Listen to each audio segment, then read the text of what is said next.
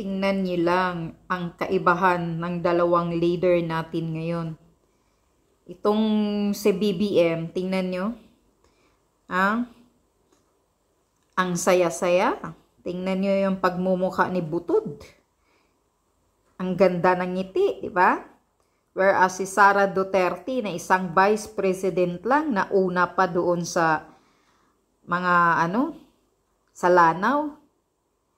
Bumibisita doon, nagbibigay ng comfort doon sa mga namatay nating 6 na sundalo. Tingnan nyo. Yan, makikita nyo mga kasundaluhan natin. Titingnan nyo lang kung anong klaseng presidente kayo mayroon. Kung mayroon ba siyang pakialam sa inyo.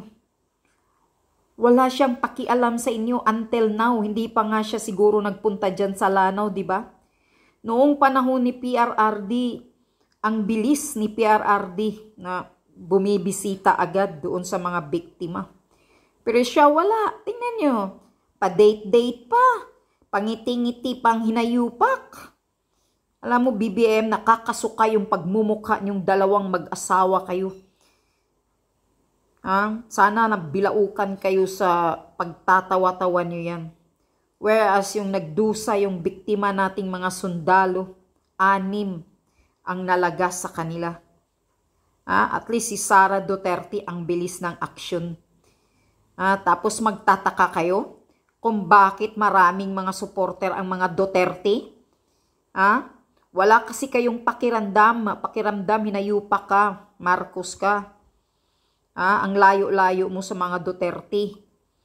At ikaw, Lisa Butod, drama-drama mo dyan, walang hiya talaga kayo.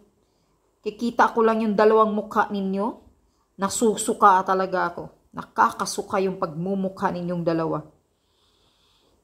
Tingnan nyo si Sara. Yan ang totoong leader.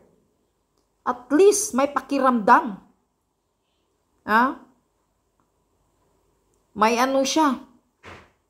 Mayroon siyang pagpapakita talaga ng suporta sa mga kasundaluhan natin. Tulad talaga siya ng ama niya noon kay PRRD.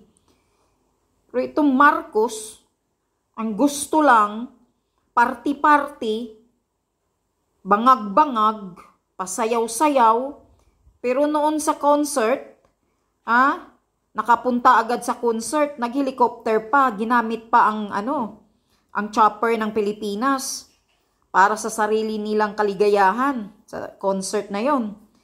Tapos ito, yan makikita niyo mga men in uniform natin. Kailangan magising na kayo. Tumindig na kayo. Wala talagang pakialam itong hinayupak na ito, nakuting na to sa inyo.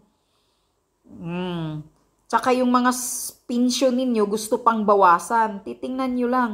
Baka yung pensyon ninyo mawawala sa pagre-retiro ninyo.